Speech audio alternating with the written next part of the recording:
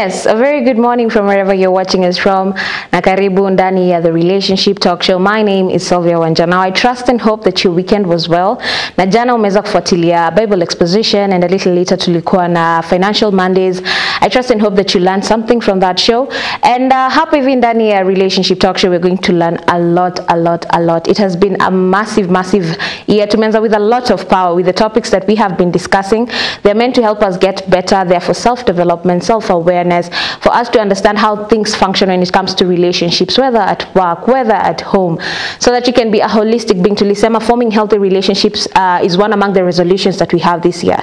So kama unataka relationships zako zikuwe zimeshika motaratara, itabidi ufuatilie, okay? So that you can learn a thing or two that you can implement in your everyday life, okay? Now today being the 11th of March 2025, as I said, it's another beautiful morning and you have an assignment for you to accomplish. So in everything that you do as you wake up, make sure that you show gratitude. I hope you still have your gratitude list. Tulisema unaamka unatafuta vitu tatu peke yake that you're grateful for. And again, it doesn't have to be the physical things all the time, okay? You can thank God for faith. You can thank God for strength. You can, so like tafuta tu vitu tatu. Write them down and it'll help you develop a positive attitude no matter what life brings your way, no matter what the day carries. You'll be able to have that strength to keep on pushing and to keep on going. So you are not brought into this world just to exist. When unasemanga oh mimi nilikuja tu kukaa, there is something that God has put in you for you to manifest it. So pray to him that his purpose and his will for your life may be accomplished, because hakuna mtu alikuja kukande. Okay, amazing. So maybe we can have a quick run through of what we're going to be doing today. Today is we're going to have a very sensitive but also important topic that touches on many of us. So I would encourage you to tell a friend that was Caribbean. We can learn a thing or two, and if it doesn't apply to you, it can help you understand things better in a wider scope. Or if you have someone mwenye ako in such a situation and anahitaji information, you are there for them, okay? You can follow through, learn, and also share with them. And remember, the more you share, the more you tell different people about what you have learned, the more you understand it better, the more you get different revelations, so that you can be able to impact other people as well, okay? Amazing. So we're going to start with the conversation of today, and then we're going to have, did you know, and remember today is a Tuesday, the African Tuesday. Kama uko na wimbo wowote, whether it's a Kikuyu song, whether it's a Luya song, whether it's a Luo song, whether it's a Kamba song, whether it's Kisii, whether it's Pokomo, whether it's Taita, whatever song request that you have, make sure that you send it our way and we will be playing it for you right here, and you're going to have a blessed amazing time, okay? Amazing. So remember, you can follow MBCI TV across all social media platforms, and also my social media platforms are at official Sylvia Wanja. Reach out and we can have a conversation right there. And remember, we said MBCI is big, okay? It comprises of both TV and radio. So if you can't follow through with the conversation that we're having on TV, maybe you're on your way to work, you can't keep intact visually, you can always tune into radio. We have amazing shows for you, and we have timely news. Not wakati ambapo unaomba, you can know what you are praying to God about, okay? You can know what is happening around you. Tulisema ignorance is not blissful. Lazima ujue kile ambacho kinatendeka karibu na wewe, so that you can take your position as a believer, you can take your position as a patriot, even as we intercede on behalf of our country, okay? So maybe we can take the question of today, and the question of today is, do campus students leave school better or worse than they joined? Do campus students leave school better or worse than they joined? Now, nilisema topic ambayo tuko nayo leo is a sensitive one, but is one that is very important that we need to learn about, okay? So we know that kumekuwa na so many talks around campus students. Oh, watu wanasema, I've even heard of someone once sharing a story, ni dereva, okay, dereva wa basi pale Nairobi, and I will say that during this time amepata encounters with students. Wakati ambapo wameenda campus, they indulge in different activities, sherehe mingi sana ambayo si nzuri, ambayo haiglorify Mungu, na yeye mwenyewe alikuwa anasema if watoto wake watapita vizuri hata wapeleka campus, kwa sababu alikuwa anasema campus hawaendi kusoma, wanaenda kuharibika. Unapeleka mtoto campus akiwa mtoto mzuri, hajui vitu kama pombe, hajui vitu kama mihadarati, but the moment they get out, they are drunkards, they use all sorts of drugs. So kwake alikuwa anasema hata akihitimu aje, hata apite vizuri aje, I'm saving up to open a business for them, they are not going to campus, not under my watch. Now najua pia uko na situation ama scenario yako ambao unajua kuhusu campus life, campus students, something has happened, you have your own experience, you've gone to campus ama you live somewhere kuna campuses around. Uko na experience yako. Kuna wale ambao wameenda wakatoka wakiwa better than they went in. Kuna wale ambao wametoka kukiwa na shida kidogo. Kuna wale ambao watakufika mwisho au kuweza kumaliza because of different reasons. Now today we're going to talk about that, navigating campus life and navigating campus relationships. And I know you might have questions back at home ama you will like unataka kuchangia pia the question that we are looking at today. So you can send your feedback using our numbers 0721 105 105, that is WhatsApp, and also normal text message, and then 23814 short code, which is absolutely free, and also MBCI TV Facebook page down in the comment section, and MBCI YouTube official down in the comment section, and we will be looking at it as we continue with the show. We can take the question one more time. Do campus students leave school better or worse than they joined? Share with us what you think. You can give a scenario if you're in a position to. Na kama unataka kubaki anonymous, it's still possible. Now, with us, we have a very, very able guest who is going to walk us through this particular conversation. Now, sitaki kumwaga, we know, what? There's that saying in Swahili, Kiswahili jamani, tarudi darasani. But without further ado, let me introduce the guest that we have today, and we'll give her the opportunity for her to formally introduce herself so that we can continue with today's conversation. So, hello. Hello. How are you? I'm good, thanks. Yes, thank you so much for coming. Thank you. We really appreciate you taking your time to come and speak to the young people, old people, everyone at home. Amazing. So maybe you can do an introduction using this camera right here. Tell the viewers who you are, what it is that you do, so that we can get started. Excellent. Thank you. Amazing. Thank you, Sylvia, for having me. Yes. My name is Nancy Mungai. I'm a professor at Egerton University. I'm a professor of soil science, or agricultural sciences. Yeah. So while we're talking about relationships and social issues, just to make sure that nobody thinks I'm a professor of psychology or anything like that. Yeah. But I'm happy to be here to be able to discuss this issue. I'm a mother. Yeah. I am happily married, and one of my children, actually a son, is a college student. Wow. So I feel quite at home to be able to discuss this matter, because I am right there walking with him, and guiding him and learning from him as well. Wow. as he navigates through campus. So I'm very pleased to be here. And as I thought of coming here, one of the things that came to mind is the whole issue of we are God's handwork. Yeah, very true. So in Ephesians 2:10, so we are all unique. So as we'll be discussing this topic, we'll remember that families are unique, individuals are unique, all of us are unique, situations and so we look forward, and situations are unique. So we look forward to just diving deeper and learning from each other. Wow, amazing. Thank you. You are in that environment whereby as a professor you are surrounded by so many students. So you observe them day in, day out, you hear from them day in, day out, and the fact that your son is also there, you also get a chance to have an inner eye on what is happening around campus. Now maybe we can start from the top. How does campus impact the life of a student the moment they join? Because it's new environment. We join campus straight from high school. High school ilikuwa unakaziwa kila mahali. There's someone to tell you what to do. Unaambiwa there's a bell, there's a schedule, unaona kuna hiyo kufungiwa. But now when it comes to campus, uko freestyle. You are responsible for you. Like ukiamua hutaenda class leo, hautakujopigwa kiboko, uambiwe toka uende, So how does being in that environment impact a student as they join campus? Indeed, you're right. It's that students come to us from high school or secondary school. And in secondary school, they're in a very controlled environment. There's a timetable that is clearly shown. They know which lesson they're supposed to be in. There's a bell that controls their movement. Very true. Whether it's break time, whether it's lunch time, everything is controlled. Then they come to campus. We do have a timetable, yes. True. But there are no bells, to tell you. And so each student must have their own inner bell, as it were.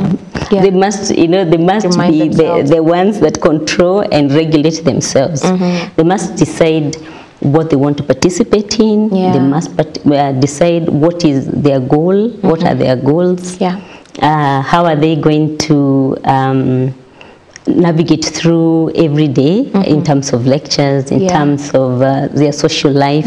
So it's a big responsibility for a student. Imagine they've just come from high school, from that controlled environment, especially for those who are in boarding schools, but even in day schools.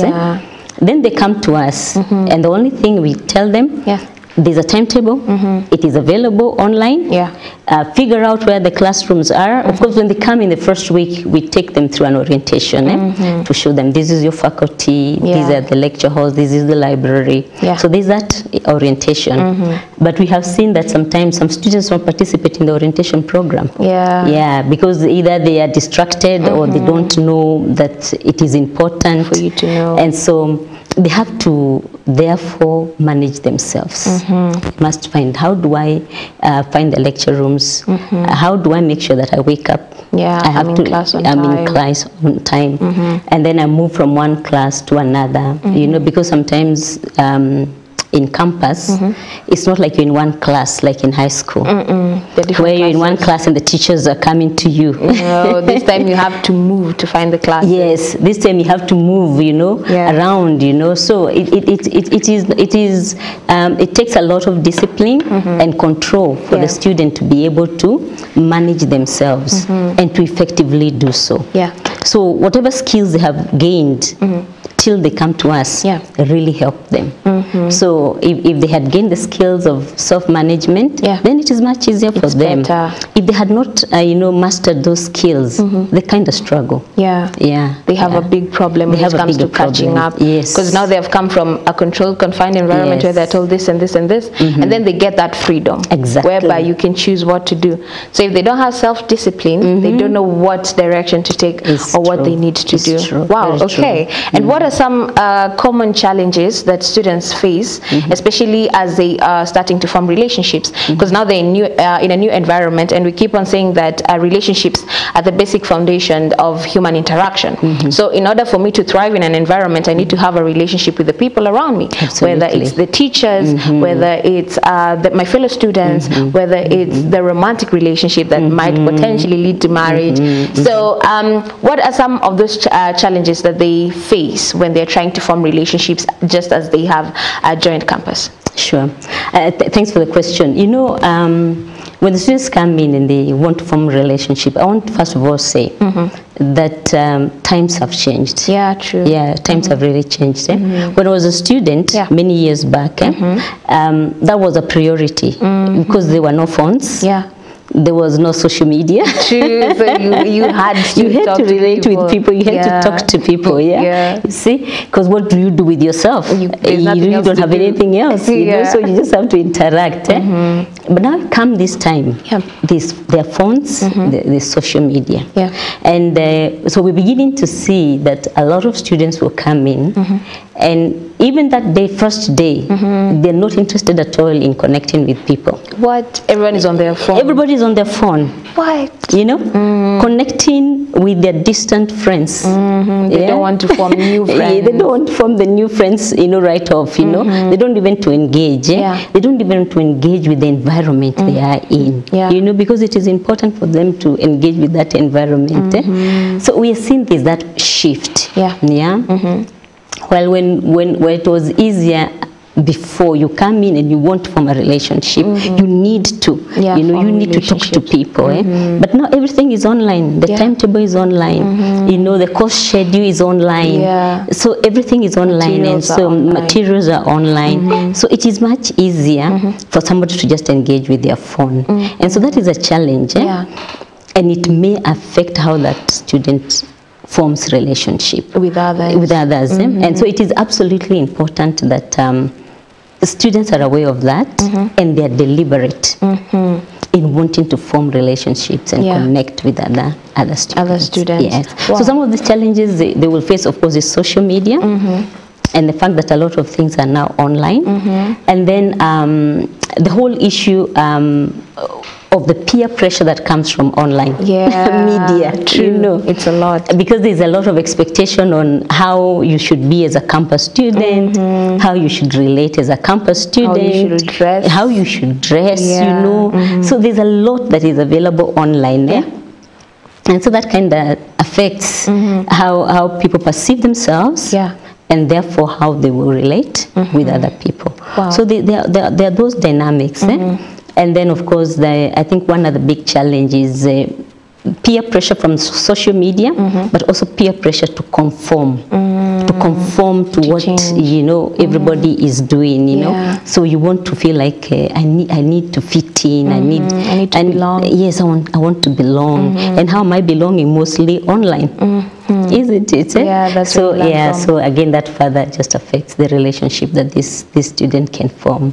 Yeah, maybe we can touch a bit more on peer pressure, because you know peer pressure forms a big part of why most people tend to change their behavior when they join campus. You hear parents complain, you hear the society complain, our campus students wamefanya, and probably this person, as they were joining campus, they were very like watu wazuri, you know, they've come from a place whereby wamefunzwa the right things to do, morally wamereziwa in an upright manner from at home, nini. But the moment they get to campus, things start to take a shift. They start changing behavior. So what usually happens to students during this time, peer pressure, and how can it be combated in a way that it won't impact their lives? Yeah, peer pressure is a challenge. Of course, it starts early, right from primary school, secondary school, so we continue with it. And I like to tell my students that peer pressure doesn't stop at youth. It keeps going. It keeps going, even as an adult. Even as an adult, you can allow yourself to succumb to peer pressure because of what your neighbor is doing, what your neighbor is driving. Your colleagues. I mean, your colleagues. So peer pressure is a part of life. And I think it is important that, especially for younger people, we learn quickly and early to manage peer pressure. And how do we do that? By knowing what our values are, what we stand for, what is our goal in life, what is our purpose. You know, that helps you a lot to avoid peer pressure. And then setting your boundaries. What is it that I can do? What is it that I cannot do? You know. That certainly will help you to avoid. And then also planning. If you have a plan for what you want to do, whether it is in a semester or in a day, it's much easier to say no or to say I have something else to do than when you don't have any plan, isn't it? Because when you don't have any plan, then whatever comes, you'll just go with it. You go along with it. And so by the end of the day, you find that students may end up getting into company that they shouldn't have gotten into in the first place, because they also, of course, wanted to fit in, but also they were not as firm in their values and in what they believe in and in what their purpose and vision is. Wow. I think you have really emphasized on the importance of self-awareness, because it has to start from down there. You know, we keep on saying, we keep on emphasizing that if you do not know what you stand for, you will fall for anything that comes your way. So you need to know what you stand for, know what your values are. Na kama hujui, saizi hata kama wewe campus student, probably you're way beyond that stage, but you still don't know what your values are. It's not too late. Just sit down, look at your life. What can you tolerate? What can you put up with? What do you believe in? What have you grown up believing? Mtu akifanya hii si sawa kwako, set those boundaries, write down those values, so that it can help you even regulate the relationships better. Now, even as we're talking about regulating relationships, we have talked about the importance of having healthy relationships even as you join campus, not just being glued to your phone na social media kila wakati. You need to form healthy bonds. But now, how do you balance between having healthy relationships in campus and academics without one spilling over the other? Very important. Yes, very important. Yeah, for you to have balance. That's why you're in campus. Yeah. You're in campus to study, but you also need to form good relationships. In fact, some of the best relationships that I have personally had, I formed them when I was in college. Wow. You know, and I'm still, you know, in touch with some of the people I met when I was in college. Wow. And they have helped me in one way or another, even career-wise.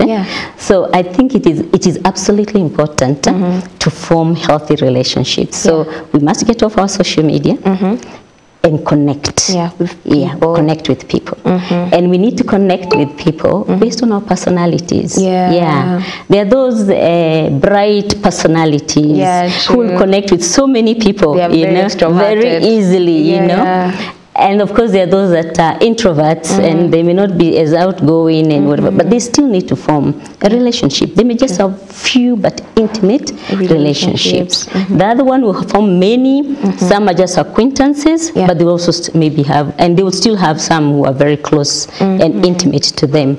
So I think it is absolutely important to form those healthy relationships, and we must be intentional and we must make the effort to reach out and to connect. But then we need to balance. After we have the relationships, most of the time when we have the normal kind of relationship, you know, friendships, they are usually much more manageable. I think it is a romantic kind of relationship. There's always a problem there. That always brings a challenge for most people. True. So, but as for this friendship, it is easy. They could even be very helpful in studying. You know, there are some people who enjoy study groups, discussions, and nowadays they can also be done face-to-face or online, you know, so those kind of friendships is easy to balance with studies, and they could be useful. But you could also have friendships that derail you. Those that just love fun. They just twende kila kitu ni fun, bashes, you know, every weekend, every now and then. So I think it's also important to balance. And those kind of friendship that they're too much on the fun side, again can derail, because then this person will not have enough time, or they may sit too late, so that in the morning they are too tired to attend classes, to do the work that they're supposed to do. So there is that possibility of that messing up, you know, with academics. So it's absolutely important that one learns to balance. You need to balance. Yes. Have friends, yes, but also don't forget that the reason why you went to campus is for your education. Absolutely. Because I think most people do forget that bit. Unapata mtu ameshika marafiki, amesonga now, they have, you know, they go for all those bashes and everything. By the time, hata anasahau class, hata haendi class. By the time inafika ni graduation, anapata haiko kwa list because they have so many retakes, they have cuts they didn't do because they didn't focus. So it's important for them to focus on the bigger picture, which is kwanza academics, but also relationships. Relationships as well. Now you touched on the romantic relationships na ukasema hapo hivi most of the time ndo kwenye shida huwa inakuja. From your or in your own perspective, do you think that it's important ama it's necessary for someone to indulge in romantic relationships when they're still in campus? You know, by the time the students come to us in campus, they are adults. You see, very few come when they're under 18. Most of them are 18 and above. And by the time they finish in 4 years, they're in their early 20s, others mid-20s. And so it's a good age to start engaging and relating. And so it is important that for one to decide when it is that they want to get into a relationship. I see a lot of peer pressure, especially for girls or ladies in first year. In first year, there is usually what they call the rush for first year girls.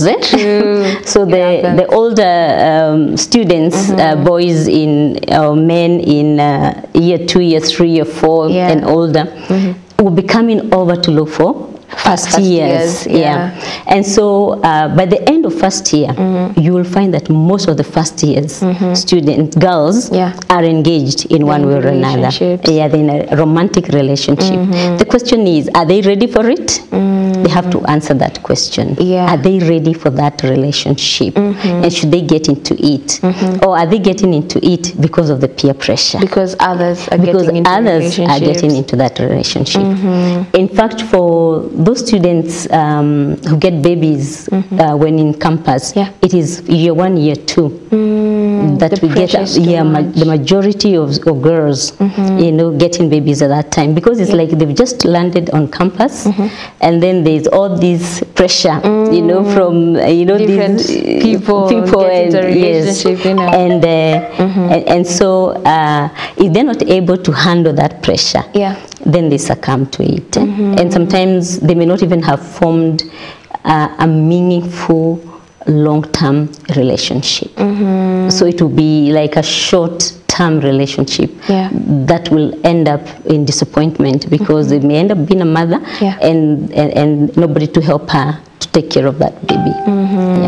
And I think we've heard of so many case scenarios where things stand out like that. Someone joined campus, very happy, I'm very expectant of the future, and then it gets to a point whereby when I fall back kidogo because of romantic relationships.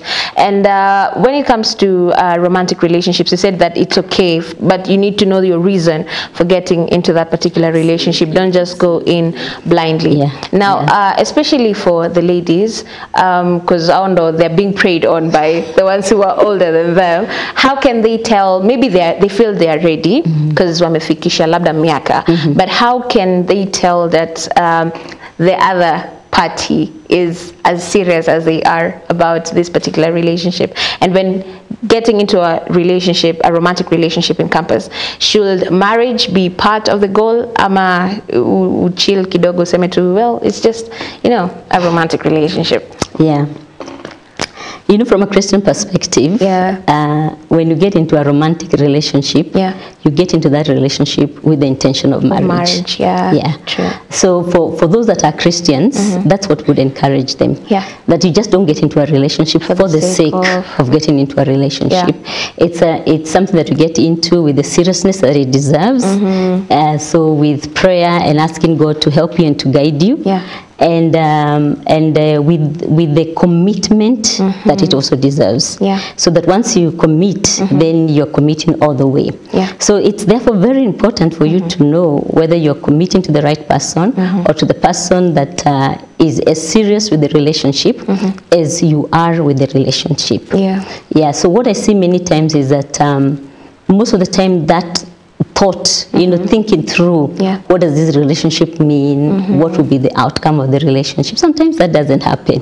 So it's just like, I like this guy, he's nice, you know, why not? Good company. So, and they start it off, you know, and then down the line, that's when they do this, maybe not. So that is the what we observe a lot of times.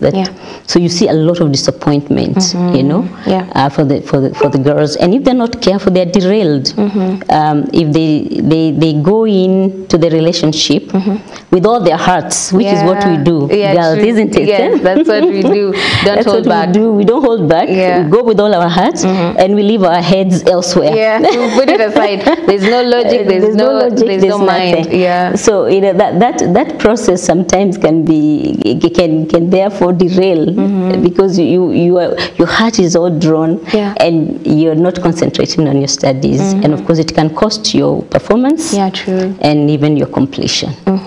Now let's give a scenario. We have this student who has joined campus and maybe has fallen into the wrong group, and peer pressure has gotten to them to a point whereby they're now missing classes. Is there a part of maybe a professor or a teacher being involved in maybe trying to bring them back to the right, like counseling or something like that in campuses? Ama kila mtu abebe mzigo wake. Fortunately there are systems within the university.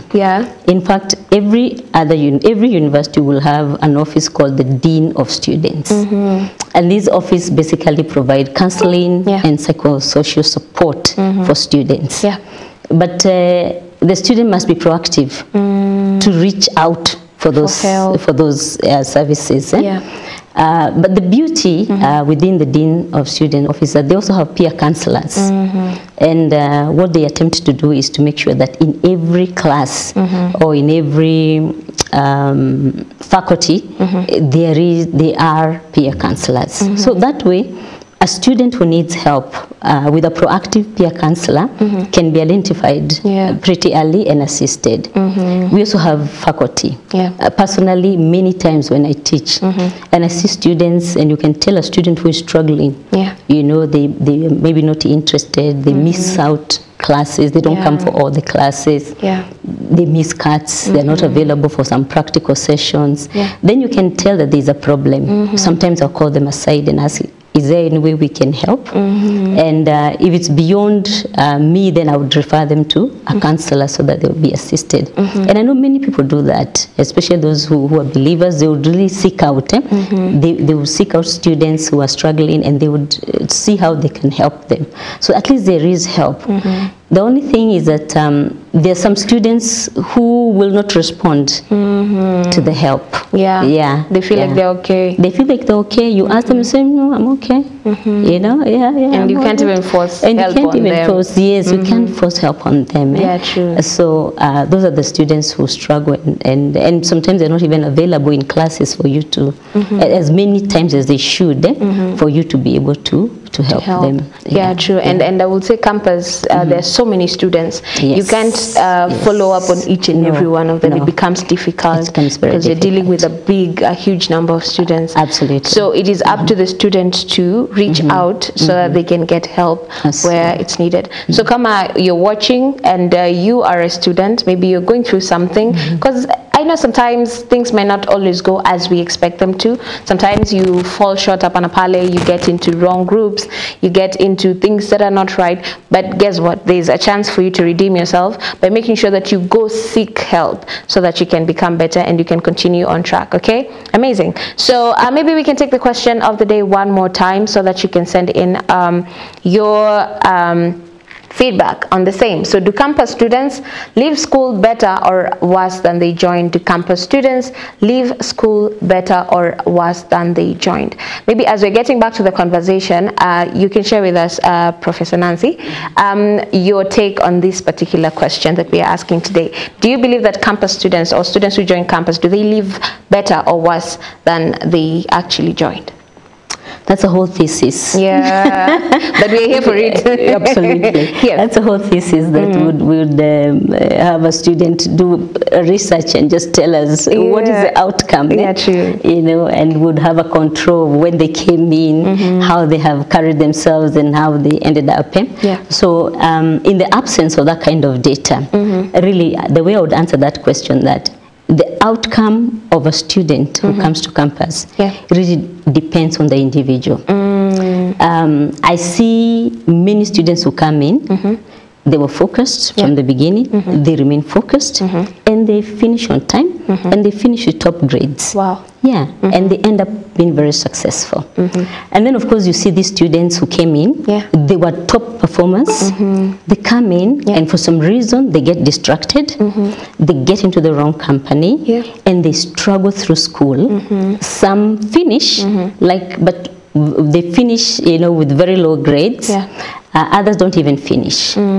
So, and then you see those others who come in, they may not have been very top performance, but they came in, they were focused, they continued, and they still finished with their still level of performance. So I wouldn't say that students coming in will end up being worse, or a majority will end up being worse. No. It really depends on individual students, because we have seen all types of outcomes depending on individual students. But maybe just to quickly say that sometimes the environment around campuses, and that depends on different campuses, can also have a big impact on the outcome of the majority of students. If drugs are so easily available, then it becomes much more challenging for some students to resist getting into drugs or getting into alcohol or getting into other behaviors that are not right. So I think the fact that many campuses attempt and make effort to make sure they control the environment, especially for those who are living on campus, they outlaw drugs, they are vigilant against any peddlers, you know, or anything like that. So that kind of helps that ultimately the outcome of the students will be much better. So we wouldn't say that people join campus to get worse. No. It depends on individuals, whatever it is you stand for, whatever it is that you want to accomplish at the end of the day. Absolutely. That is what will drive you. And again, you can't just go into campus without a goal, because if you don't have goals, you'll just go in any direction. Absolutely. And you'll be easily influenced if you don't have something that you stand for. Wow, amazing. And how can you differentiate between a healthy and a toxic relationship as a person who has joined campus? How can you tell, hey, hapa kuna red flags kidogo, itabidi I put a pause to this relationship? And how can they do that without sparking conflict? Sure. Yeah, maybe before I answer that question, just to add one more thing about the outcomes. As a university or as, you know, institutions of higher learning, our objective is that the outcome will be better. Wow. That when you come to us, when by the time you're leaving, you're better. You're better, true. You have acquired new skills, new knowledge, you know, new way of doing things, new perspectives, you know, new philosophies, you know, because of what you've been taught. Very true. So our idea is that by you coming in through the university, is that the outcome will be better. So that's the intention of every university, of every college of higher learning. But we do see that, of course, there are those who don't end up in that category. You know, there are those who will end up maybe slightly worse off than they came in. To identify healthy and toxic relationships is very important. Because you know, when something is healthy, it's just like when you're healthy. You feel you're good, glowing, you're healthy, you are energetic. Very you know, you're able to do what you need to do, isn't it? But now when you're in a healthy relationship, that's where you should be. It energizes you. It affirms you. It gives you confidence. Yes, you're happy. You're able to, you know, connect, communicate effectively. Because you're in a healthy relationship. But on the opposite, if you're in by the way, there is an unhealthy relationship before they become toxic. You know, it starts there. It starts there by being unhealthy. Somebody who doesn't communicate well, so many things are left unsaid. Trust issues come in. The issues of abusive language may come in.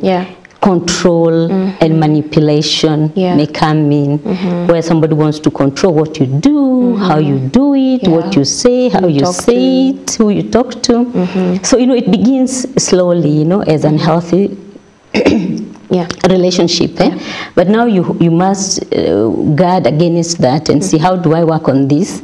So that it doesn't become toxic. Because by the time it is toxic, it's where this person is beaten down. They're not even able to fight for themselves. Their self-esteem has been stripped away. They are desperate. They are depressed. They're dependent on the oppressor. On the oppressor.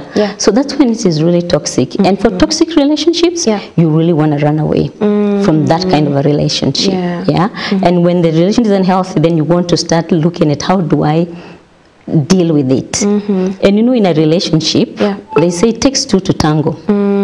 So there is your part and there is a part of the other person. So you must be able to look at your contribution to the relationship and see how is it that you help to make the relationship healthy, that which is unhealthy, and how do you know, deal with an unhealthy or toxic relationship.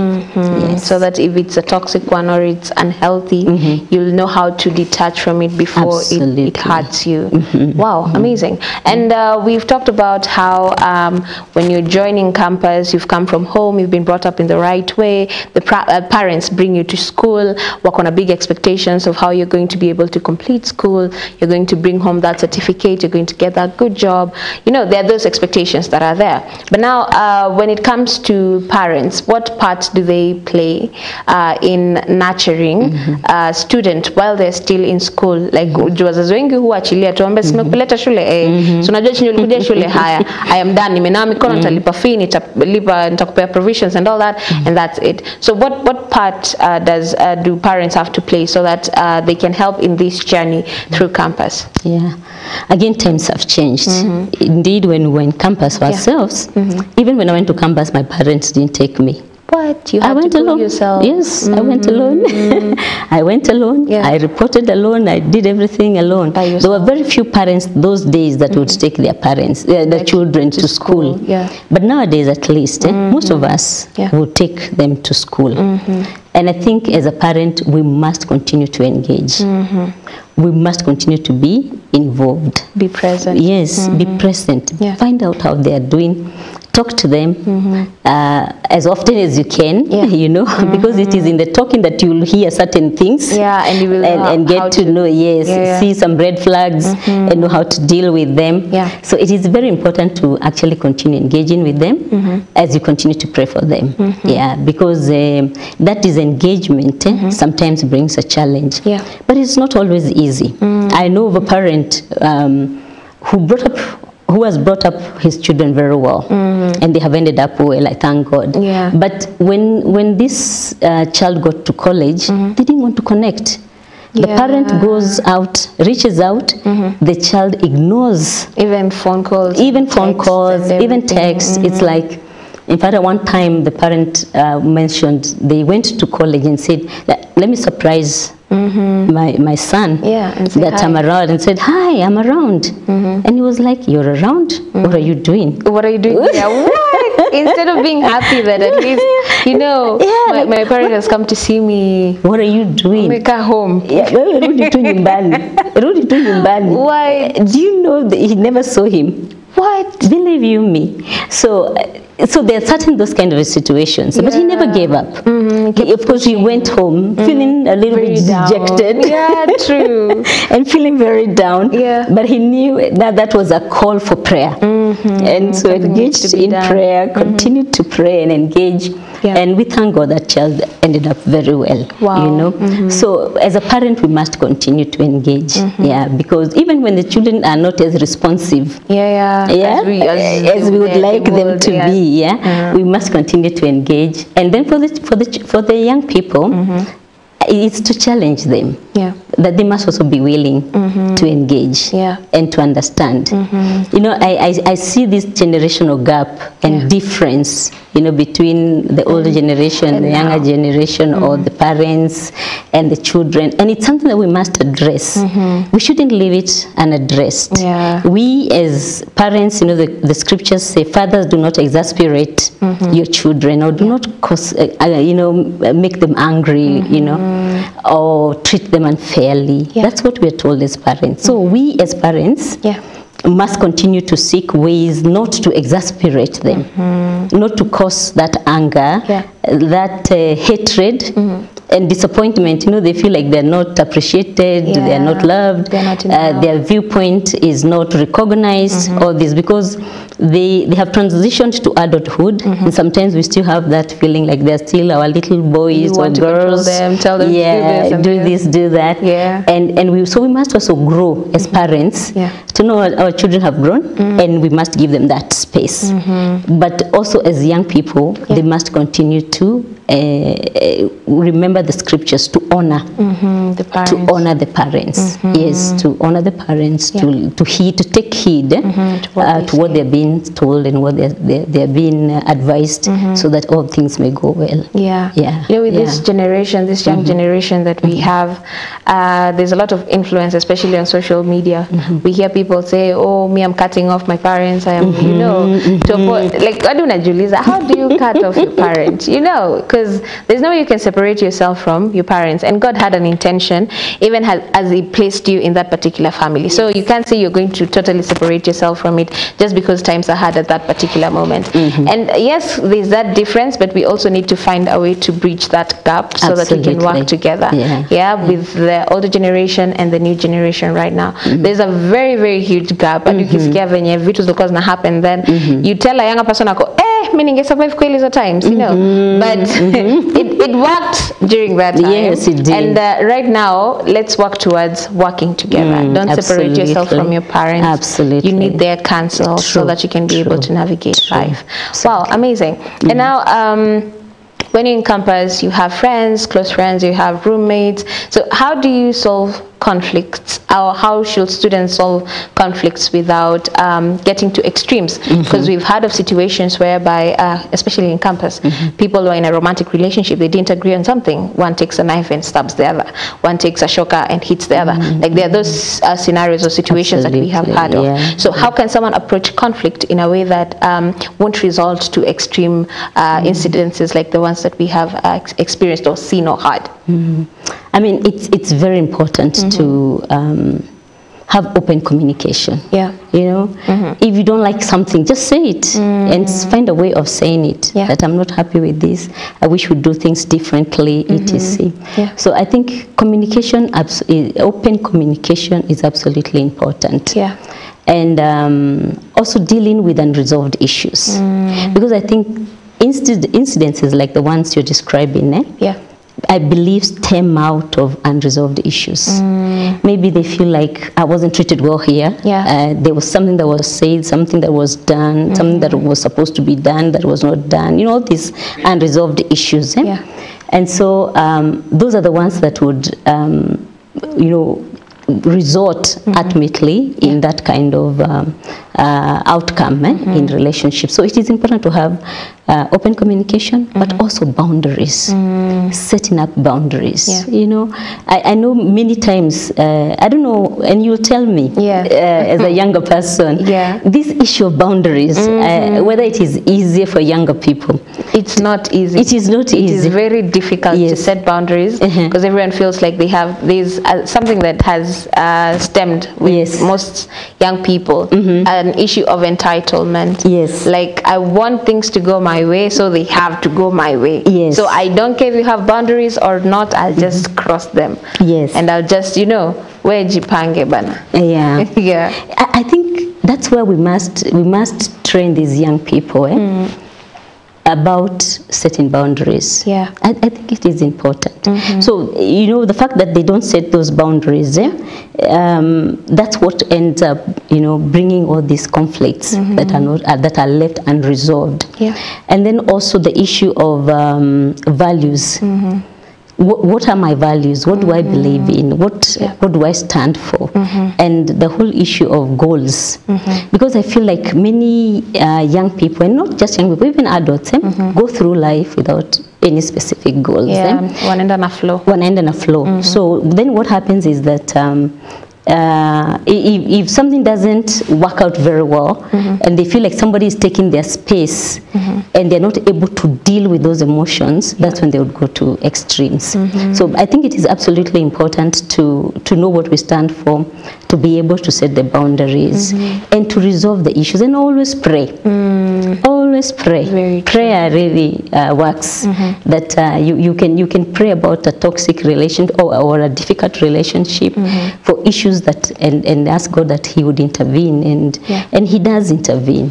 He does intervene in relationships, and then we must also be confident that we are worthy of good relationships. You know, sometimes there's this feeling like relationships don't work. They're difficult.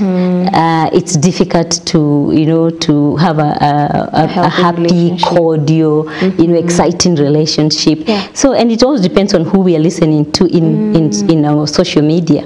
Because if you listen to people who always say marriage doesn't work, relationship doesn't work, you know, whatever, you know, families are in disarray. That's when you begin to internalize and believe, and then it becomes very difficult for you, even for the relationship to work. But we must be convinced that they do work. Yeah. And we have seen them work, and we have seen families that are very successful. Yeah. We have seen relationships that are very successful. So we must have that faith. Amazing. You have to believe. Yes. And again, the content that you take in is very, very important. I think it does shape our mindset. It does. And what we tend to believe. So don't just be scrolling through Nasema. You're just taking in every content, because it's going to change your perception on things. Yes, it will. And you're going to have a perspective that is not nice when it comes, especially to issues, relationships.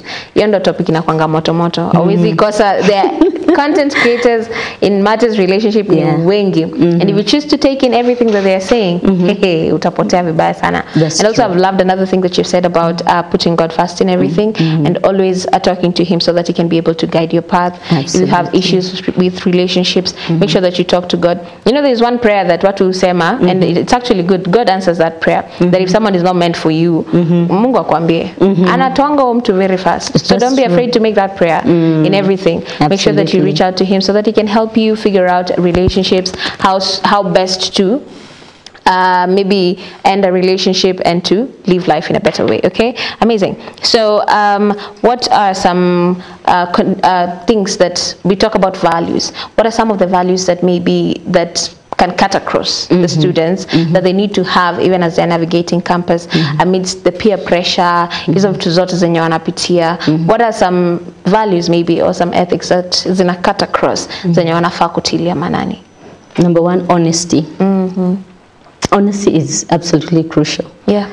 And I remember somebody who works a lot with young people, and he always liked to make a joke. Yeah. That, you know, some of you, lies come so naturally. Yeah. They come so naturally. You are either so gifted or a very good friend of the devil. It's fine among the I mean, you don't always make this fun, because it's like, it's so natural, it just comes it just out. flows, you know? Even when you don't have to, it just flows. So I think it's honesty. Honesty is absolutely important. And then trustworthiness. You can be trusted with a matter, with an issue, with an activity, with a relationship. You have to be a good steward. You must be a good steward. You're trustworthy. And then, of course, and stewards, talking about stewardship, in fact, it also includes financial stewardship. Because especially with young people nowadays, with the issues of finances, it's a big challenge, isn't it? Yeah, it is. The men are under a lot of pressure. You have to get money to buy big gifts. Big gifts. For you to be enough in that relationship. Exactly, yeah. So I think just stewardship. So you must be wise enough to say, this is the money I have and this is the way I'm spending it. I don't have to buy the big gifts if I don't have that kind of cash to buy, you know, that kind of gift. So, and commitment. Just being committed to a cause, again, into the relationship. That if once you say, I am in this relationship, I am committed and I'll follow through. Those are just basic values that we can embrace. And prayerfulness, there's always a part of it as a value that you believe in the power of prayer and you uphold it.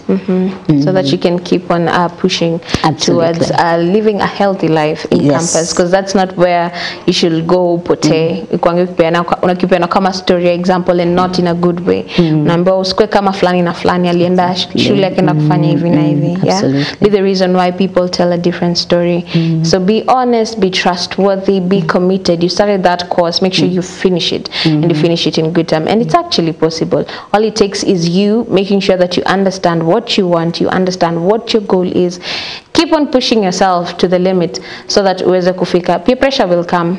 Those challenges, they will come. Absolutely. And even on the issue of money and finances, I will say that is a very, very touchy subject that has really affected most students, both male and female. The males are being pressured to have enough money so that they can be able to kupeleka madema out, so that they can score themselves a girlfriend. And on the other end, the ladies wanaambiwa, oh, you need to get your nails nails done, you need to get your hair done. Na mzazi akituma pesa ni ya chakula peke yake na vitabu, hatumi ya urembo. So naambiwa tafuta mbaba zama, tafuta sponsor so that you can be able to afford a certain lifestyle. Now, is there maybe a program in campuses, an opportunity where they get to learn about finances, how to manage themselves, how to steer away from peer pressure or something when it comes to finances? Yes, we do. We do have programs that teach about financial management and all the way personal financial management, how you embrace saving. Right at this time, you may not have a lot. But whatever you're making, you have to learn to start putting some money aside. And then, of course, prioritizing your expenditure. Your needs. Yes, and your needs. Differentiating your needs and your wants. And being able to see, can this wait? Or must I have this one here at this time? I think there are programs. They may not be sometimes campus-wide, but at least there will be select groups that will be, holding this kind of programs. We also have some banks would come in and offer, they offer to just train on financial management and stewardship.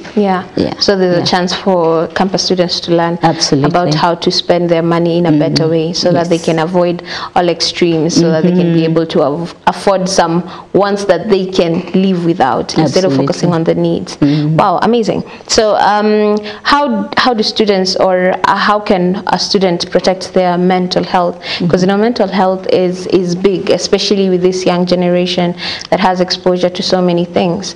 We find that kumekuwa na so many cases ama issues of students not being okay mentally, and that leads to things like drug abuse. It leads to some vices that are not very nice. So how can a student protect their mental health?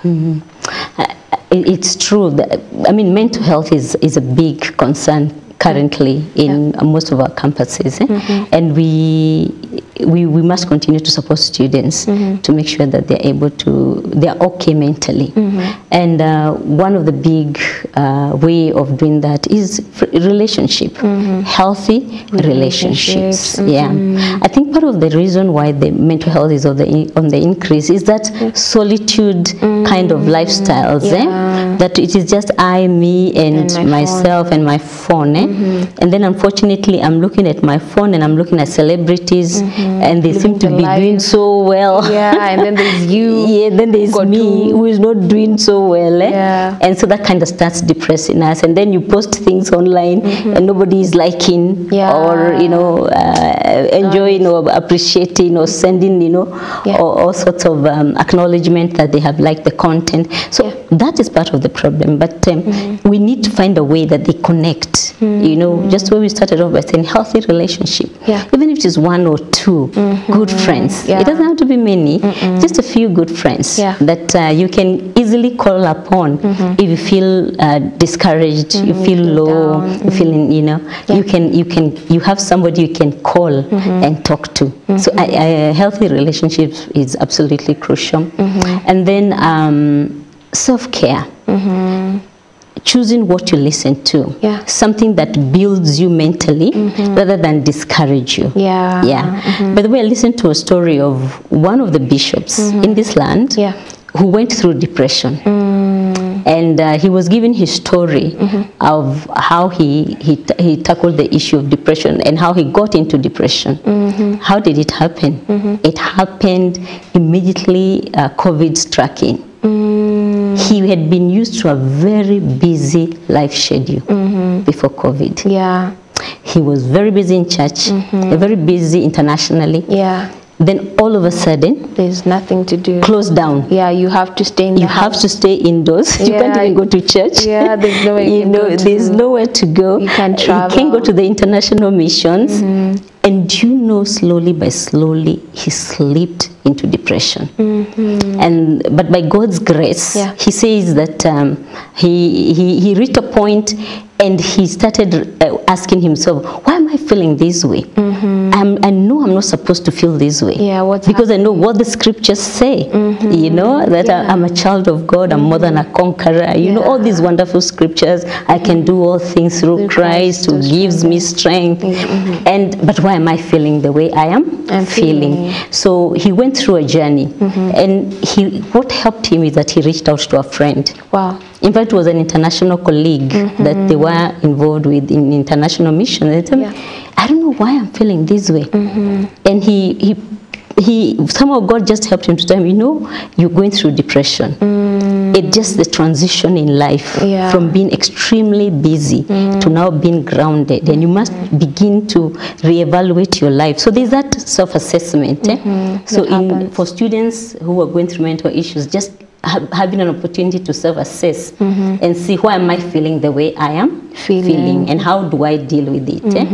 And so, and by being able to pinpoint what the problem is, then it becomes easier to address the issue and to know the triggers, because there are triggers that will trigger certain reactions, isn't it? Maybe you see a certain story online, it immediately triggers that, you know, those feelings of sadness, of being feeling low, unsuccessful, being, you know, like your life is not as beautiful as it should be.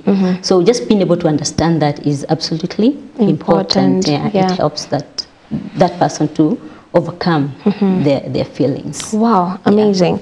So guys, we're going to take a very quick breather right here at the Relationship Talk Show, but we're going to be coming back shortly, so make sure that you follow through with the conversation. Remember, we're talking about navigating campus life and relationships. So if you are remember to also give us your feedback concerning the topic of discussion now. Yes, do campus students leave school better or worse than they joined? And again, as I said, you can share a scenario that you know of. Could be yours, could be someone else's, and it's okay if you want to remain anonymous. We won't share your contact information. So we're going for a very quick breather, but don't go too far. We'll be coming right back shortly. Good.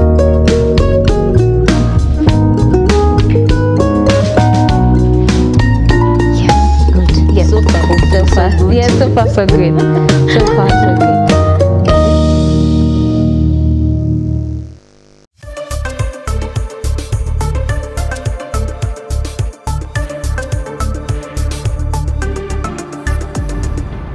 MBCI Television, transforming lives.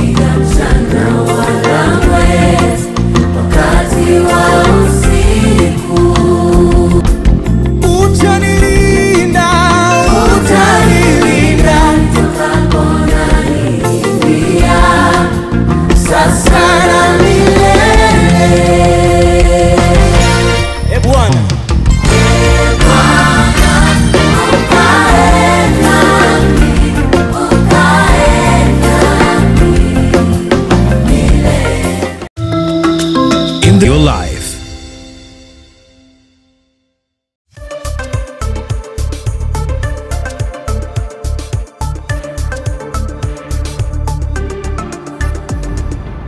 MBCI Television, transforming lives.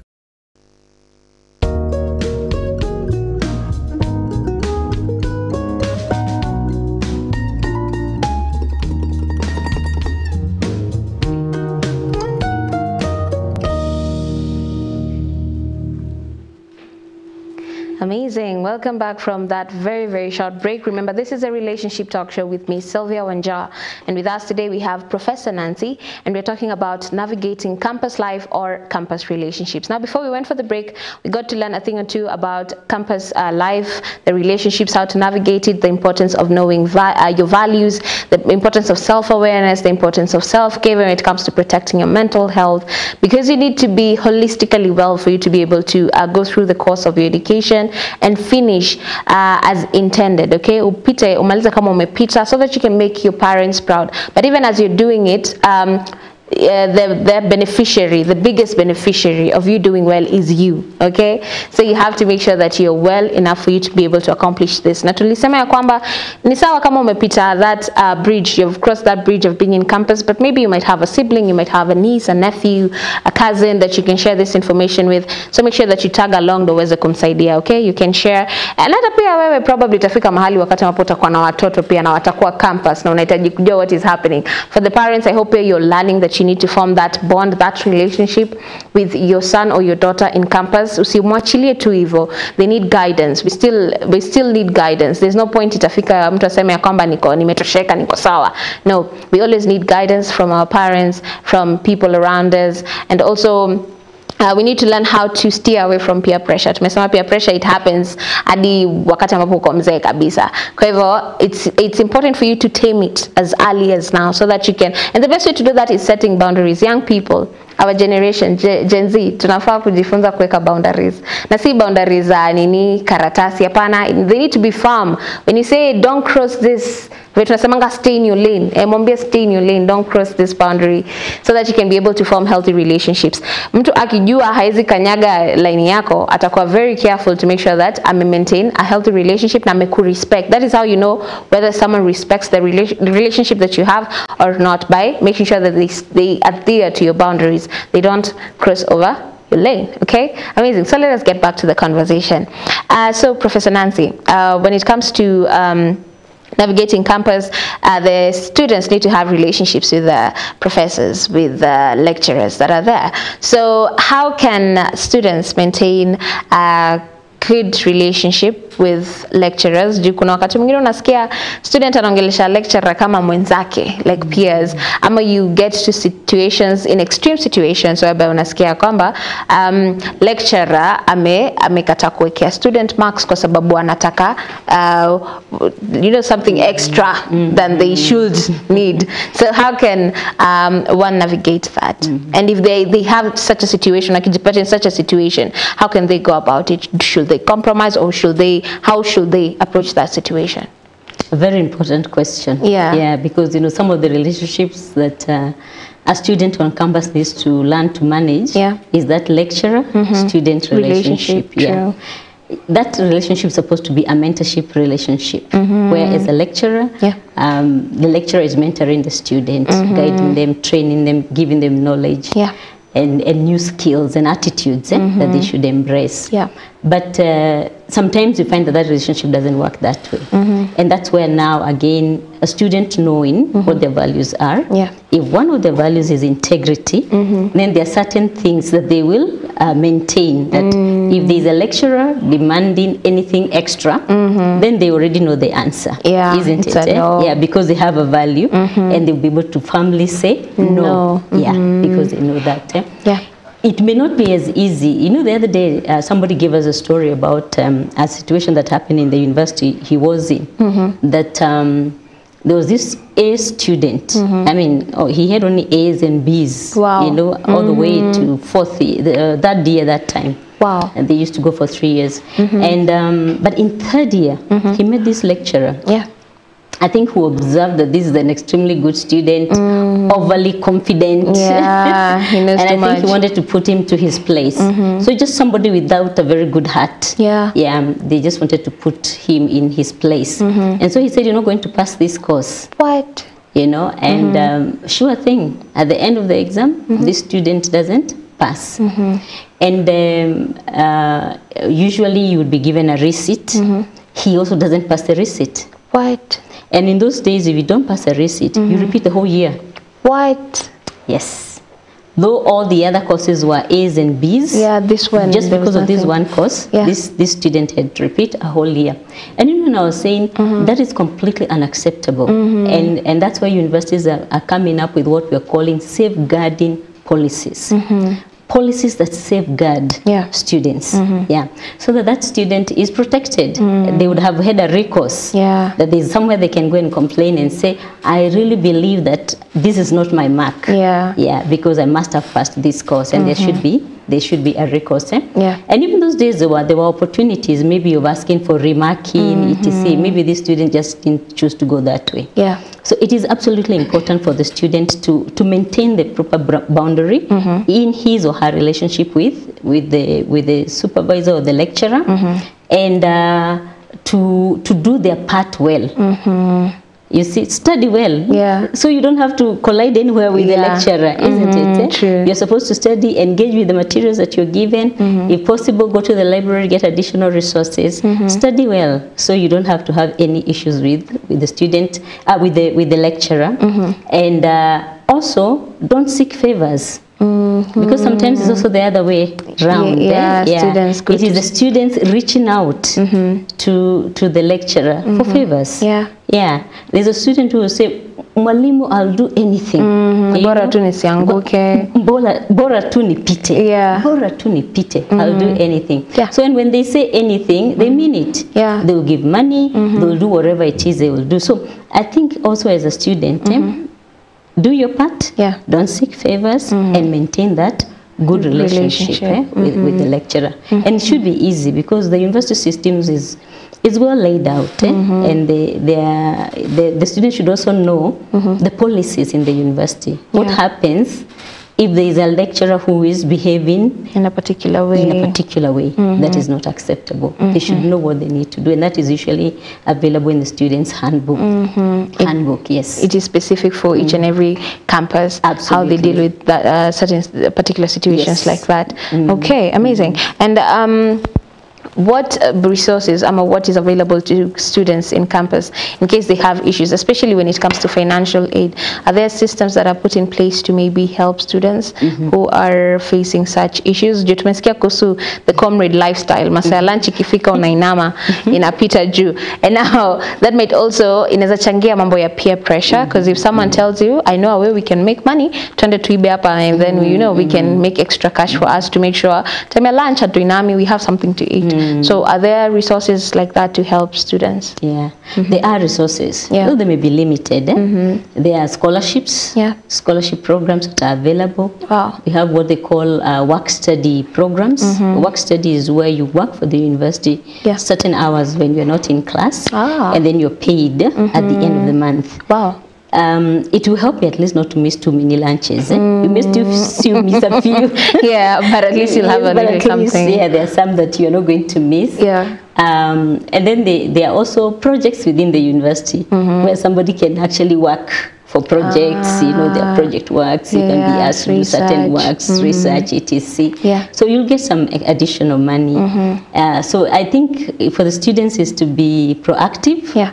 And to be open-minded, to look for opportunities, so that they are not dependent on other people, because you see, when they don't have the resources and they feel like they can only get them from, say, a sponsor. That is just one route, isn't it? Don't focus on that. There could be so many other ways that you could get, including online jobs, looking around campus, getting to understand your campus. Because the other thing I've noticed with students, a good number of them know very little of the campus. I've had students who are in fourth year, unamuuliza, do you know ile department sijui gani? Hajui iko. Kwenye iko, na amekuwa hapo miaka 4. What?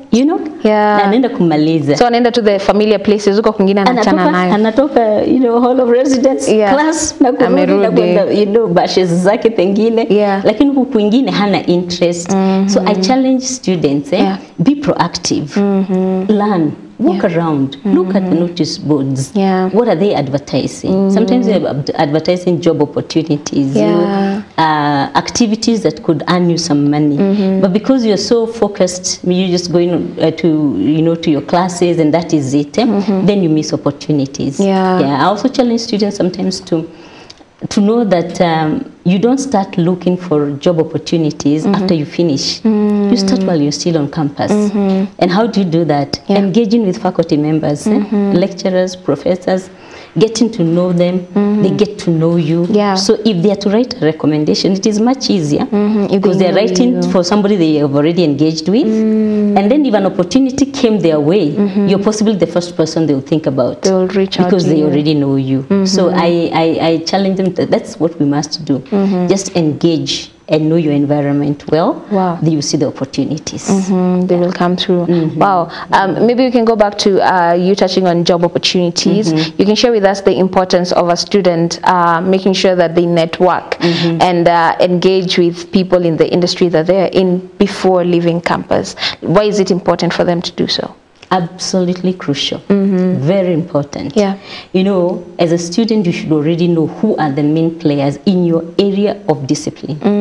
You know, you can't be in media, for example, and you don't know the key media players. Yeah, true. You must know them. There's a problem there if you don't. Absolutely, isn't it? Yeah. You must know them. You must connect with them. You must know what are their requirements, isn't it? Know when they're looking for talent, what kind of talent are they looking for? Yeah. What are their interests? You know, so it is absolutely important to network. In fact, I'm coordinating a program within campus where we are offering for-year students what we are calling work readiness tools or skills. So just helping them know you must have a very good CV. You know, by the time you're as early as you're in campus, you start building it. Yes, you start it in first year. Every activity you're involved in, write it down. Pen it down. You know, you continue building your CV.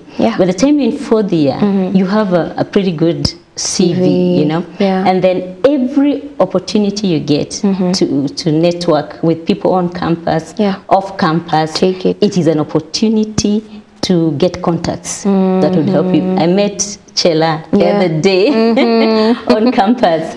And out of that connection, this is what has happened. So just networking and being able to connect with people, not being afraid to reach out and introduce yourself.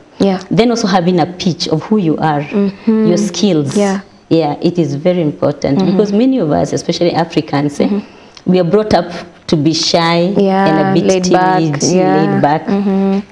So when you say, this is what I can do, this is what I know, this is, you know, we are afraid to do that. And that then minimizes our opportunity to get to be networked.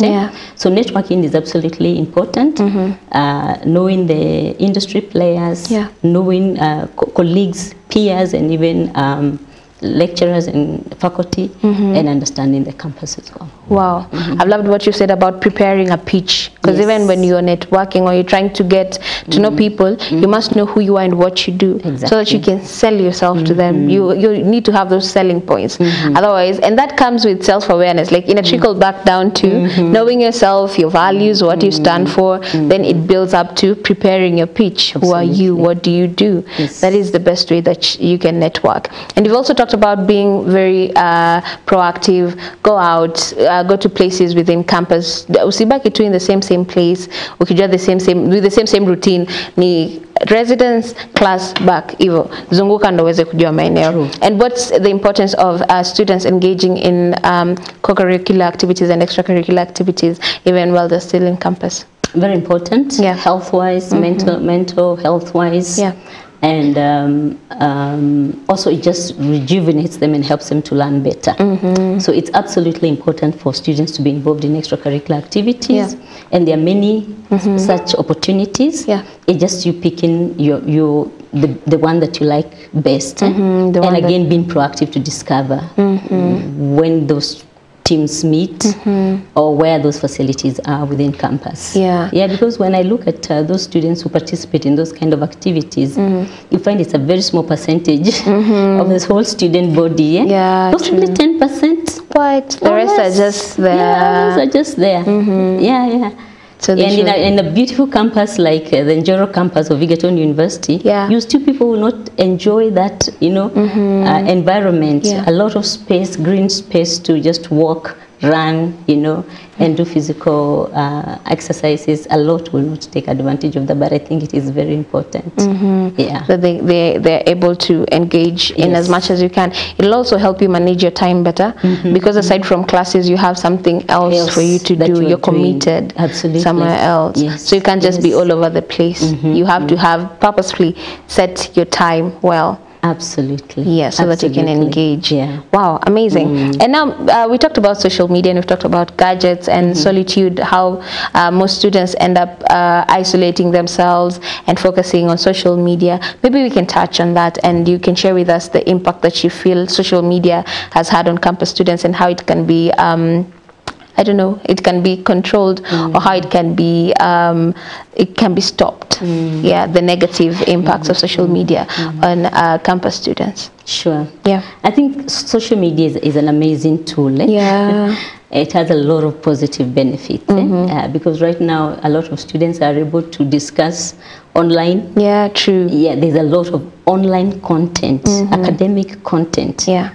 Is available online. Very true. So it's like for somebody who wants to study or improve their skills in a particular area, it's very easy because you just need to go online and you're able to get that information. So there's that aspect of social media, being able to use it for your good so that it benefits you, benefits your career, it benefits your life and hopefully will benefit your future. Yeah.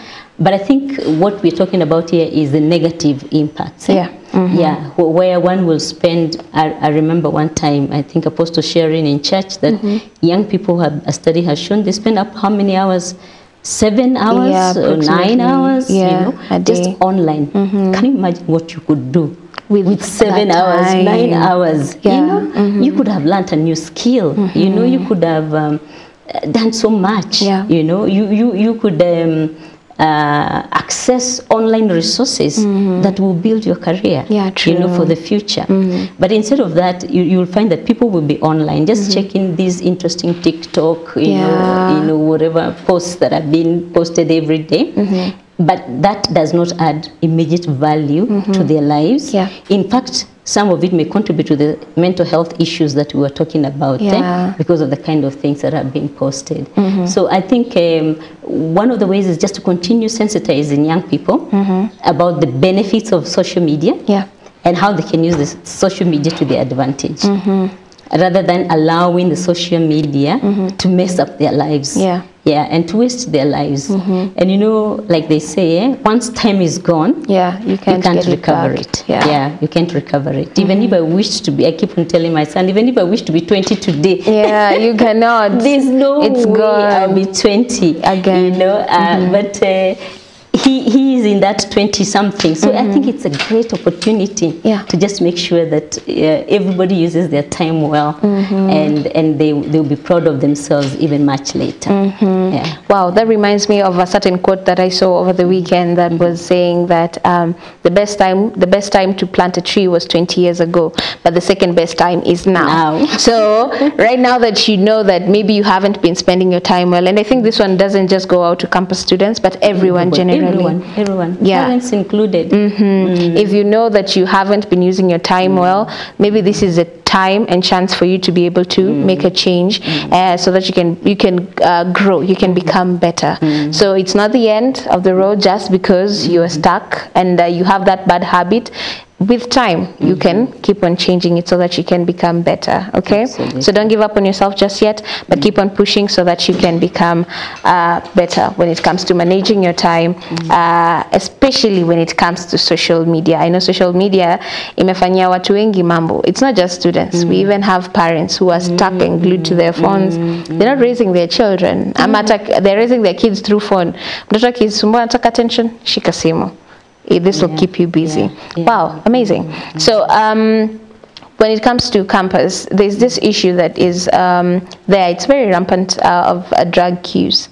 And I don't know what usually happens. It gets to that point where hata yule mwenye alikuwa CU chairperson pale high school anafika tu campus, kuna kitu tu inamfanya anaingia in such issues. So maybe you can share with us why, or let's just tell us why most campus students find themselves in situations whereby they are abusing drugs. Kuna wengine hata they're even studying, yes, they're good in class, but anafanya tuseme course kama let's say engineering. I've heard of such situations. Anasema yeye haizi soma kama hajatumia nini cannabis sativa kidogo ndo aweze kufocus better. So maybe and also advise the young people about issues of drugs and substance abuse. I think it's a big problem, and part of it is the freedom. Yeah. Because you come in, I mean, you're free. You can do whatever anything you want that to you do. want. Yeah. And then number two, unfortunately, I think in this country, drugs are too easily available. Yeah. True. Yeah. So that's a national discussion. It's a national dialogue that we must have. How do we manage drugs? You know, because they're so easily available to young people. You'll find that a lot of young people bashes will have drugs. Yeah. So the hard kind. Yeah, the hard kind, by the way. Yes. So you'll find that this young person came, they were good, they are CU members, they've been invited by a friend, they go in, what do they find? They find drugs. They find drugs, you know, and and you know, the other day I was talking to a young person, and he was telling me, you know, there is a union in drugs. This is the description. What? A union. He says, how is this union? Is that you share. You see, you pass it along. You pass it along. Yeah. So there's a chain. Moja, Can you imagine? So there's that union. And then I told him, are you not afraid of diseases, etc.? He said, no, there's a way you do it. That you're not even afraid of disease and you don't pass any diseases. Yeah. So you see that kind of concept. This is a good young man. Yeah. He loves the Lord, but he has experienced that. Yeah. And then I was asking, after this union, what happens afterwards? Does the union continue? Yeah. Because that's when you know you have a healthy relationship. Yeah. He said, no, when we meet out there, we don't talk much. But I said, what? So the only reason that they're coming together is to take the drugs. But after that, they don't talk. So what kind of a relationship is that? What kind of union is that? It's a fake union. Yeah, true. You know, it's just fake. It just makes you have a feeling of belonging when you really don't belong. Yeah. Yeah. So there are all those misconceptions. So young people will feel like they have this sense of belonging. Yeah. And because we have said earlier that because of social media, a good number of them don't have good friends. So if you can get a friend whom you feel like you're connected, even if for a short time, you will find that people will get into drugs. Yeah. So that's the other issue. But I think the way to deal with it is continuous awareness. Yeah.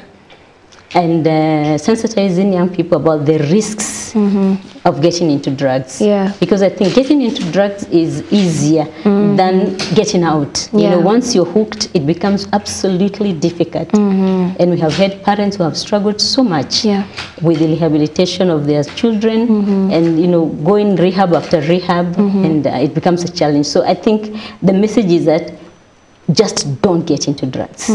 Just do what you must do. Just avoid. Just avoid drugs at all costs. Yeah. And also remember something that you said as we were starting. You shared that everyone is unique and everyone's journey is unique. Yes. You don't have to use drugs so that you can tell a story later.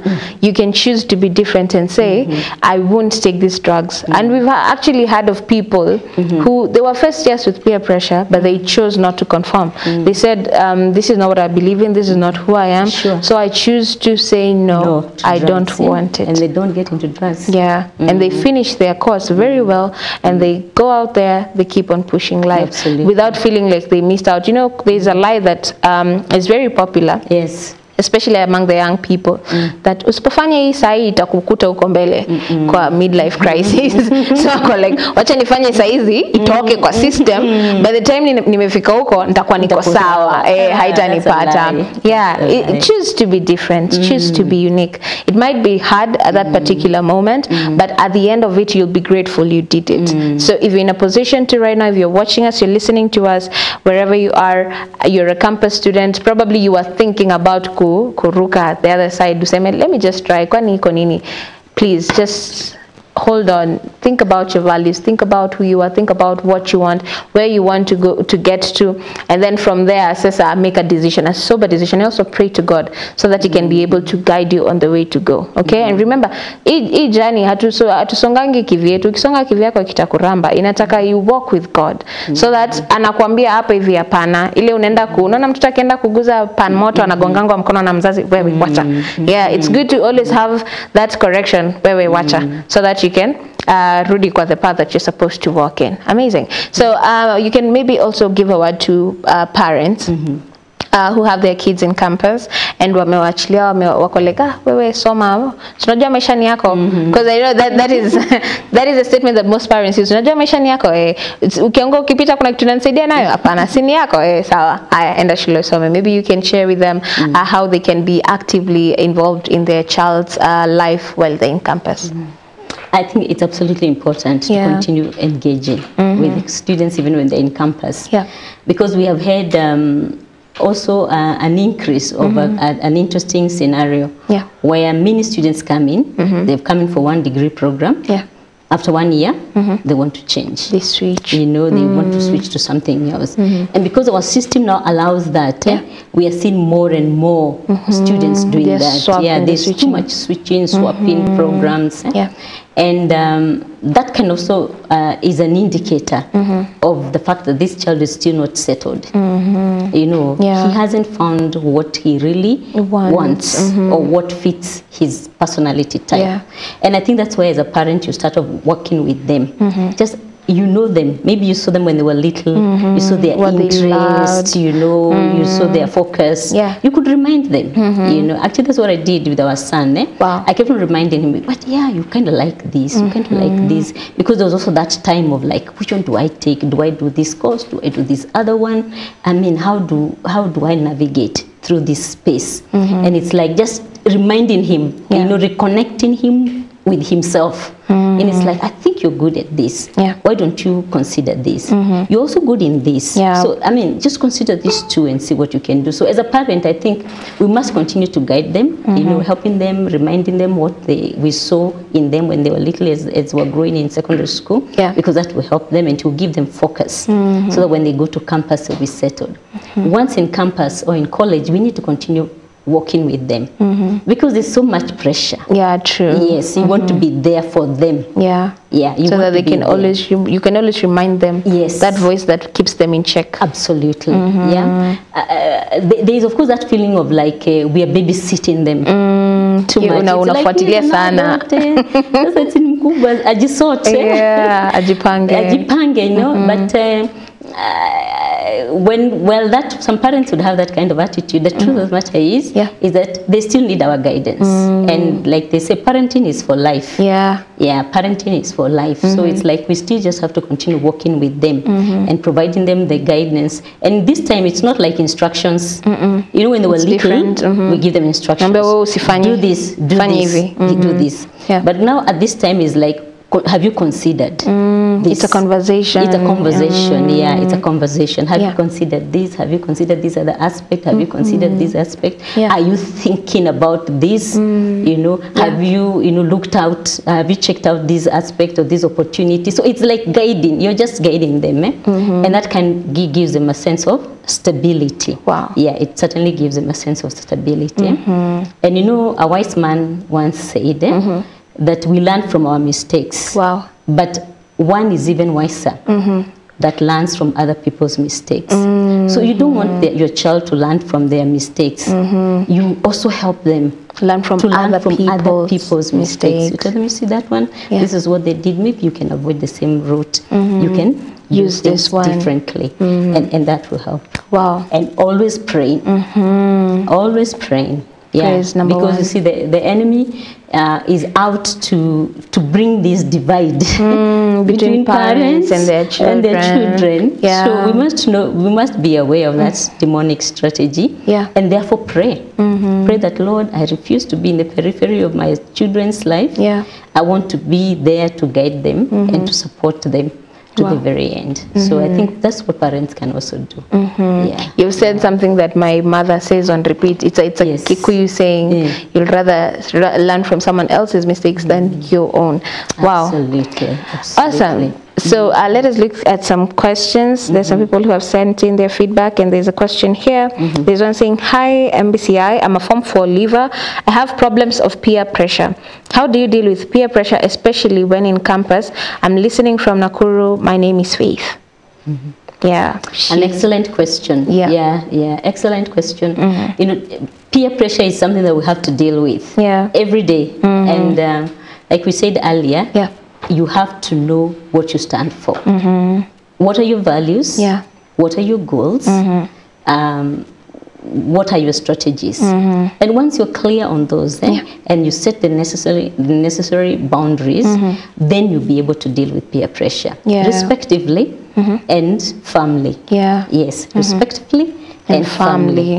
You know, I am reminded of a situation when I was in college. I had this good friend of mine who was so nice, who would entertain any and everybody. You know, she was in the Christian Union. She was very friendly. So she would entertain any and everyone. There were these few fellow students who would come to her room drunk. And she would just entertain them, and she doesn't know how to say no. You know, and when she realized she doesn't know how to do it, she decided to involve us. She said, can you help me? Because I'm not able to deal with these guys. Can you come? So that you just help me. So I think also peer pressure, get somebody else. If you feel that you are completely unable to deal with it yourself, then get somebody, a trusted confidant, whom you can say, I'm struggling with this. How do I deal with it? And then they can also maybe just help you, give you ideas, maybe confront the issue along with you, so that you're able to deal with it. So they're like an accountability friend. So they help you, partner. Anytime that you need help, so that you can be able to avoid such situations. And also saying no doesn't mean that you're a bad person. You need to say no. When something doesn't stand, doesn't align with what you believe, just learn how to say no. Amazing. So maybe what advice would you give to students out there who are trying to navigate campus? There's a lot of pressure. For the ladies, unaambiwa kuwa na sponsor ndo julikane uko na form. For the guys, unaambiwa tafuta pesa ndo uko endo ule mse. Like a lot of pressure is there in campus. Maybe you can share with them a word or two of advice, so that they can be able to learn how to navigate campus life better. I think campus life can be fun, a lot of fun, actually, depending on how you approach it. You know, depending on how you approach it, and depending on your goal. And I want to define this goal. I have said it many times.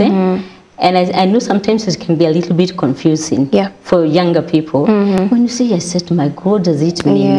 What is but recently the Lord just helped me to understand it. You know, there's this scripture that says, He declares the end from the beginning. In other words, when we were starting this year, I looked at the year. What do I want to have accomplished by the end of the year? So it's like I'm declaring that end from the beginning of the year. Wow. You know, and it just helps me therefore to see the vision of where it is that I'm going. So for a young person who is dealing with this peer pressure and is wondering how do I deal with it, is to set that goal. Is to say, where do I want to be? I'm now maybe in second year. I know in 2 years' time I'm going to be in fourth year. What do I want to be doing with myself after fourth year? So and just having that clear goal and clear vision may just help them to see, do I really want to engage with other unlawful or other sources of income, you know, for me to have the money to fit in with the others, or a girl, do I want to get a sponsor? Is that what I really want, or do I want to focus and be able to get what it is that I am looking forward to get? So it just being clear-minded and putting that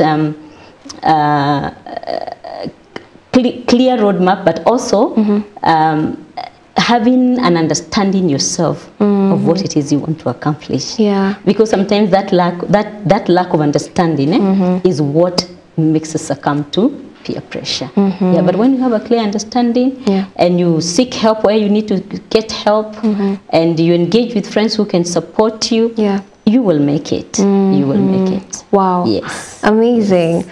Guys, that brings us to the end of the conversation today about navigating campus life. And it was a very, very amazing show. We've gotten the chance to learn so much. But I think if there's an important take home that we need to carry along that we shouldn't forget is the importance of self-awareness even as a student. Kama wewe uko form 4 limaliza uko pale nyumbani, you're still waiting to join campus, this is the best time for you to sit down. Ask yourself, what are your goals? What do you want? Okay, even as you're joining campus, what are you looking forward to? Kama uko campus already, and maybe you have fallen victim to some of these things that we're talking about. Maybe it's drugs and substance abuse.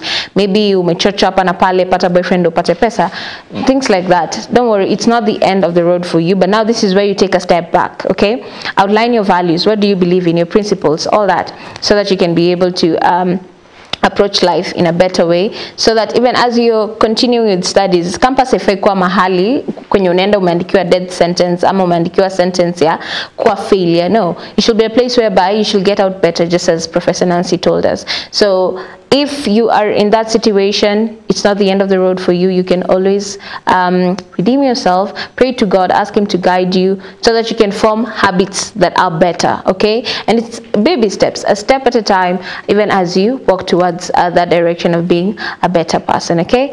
Amazing. So thank you so much for coming through, Professor Nancy. Thank you so I know the viewers at home have gotten the chance to learn so much from you, and we are hoping we will bring you back for more topics concerning the young people, because you have been with them, you stay with them, you understand what issues and challenges that they're going through and how best they can be able to navigate them even as they head towards life. Because campus, it sets a very, I will say it sets the pace when it comes to life after. Absolutely. So if your campus is a bit rocky, the afterpay inakuanga rocky, even putting up something farm inakwa a little hard. But if from campus they can have a farm beginning, it'll be easier even for the years to come when they join the workforce. Absolutely. Amazing. So that is it right here at the Relationship Talk Show. I trust and hope that it was a very, very informative session. And whatever it is that you have learned, you're going to implement. If you're not in a, I'm pretty sure kila mtu kuna kitu ume take home. Whether or not you're a campus student. For the parents, there's something that you have taken. For the ones who have completed campus, there's something that you have taken. For the ones in campus and for the ones that are yet to join campus, there's something that you have picked from this particular show. Now, that is it right here. Have a beautiful rest of your day, and I'll see you guys next week, same place, same time. Oh yes, we have Did You Know? Now, did you know inasema hivi that the light from the sun takes about 8 minutes to reach Earth? Wow. 8 minutes is a very, very long time for it to reach Earth. That is a very, very interesting fact that you can share with friends, families, colleagues, so that they can also know that, you know, you're in the know and you have facts, okay? Amazing. So share it with friends, share it with family, and yeah, we will all be blessed together. I'm a VP. Amazing. So that is it right here. My name is Sylvia Wanja. Have a blessed, blessed day. Have a beautiful rest of your viewing. And remember, compliment someone next to you. Be kind to those around you, okay? It goes a very, very long way. You don't know, there's a story that was told maybe before we finish of a person ambaye alikuwa anaenda kucommit suicide. Alikuwa amechoka, alikuwa amefika mwisho, alikuwa anaona nothing is working their way, and as they were headed kununua kamba ya kujinyonga, akapatana na mtu na akamwambia, "Hi, you're looking nice today." And that is how alipostpone your story. So be kind to those around you, okay?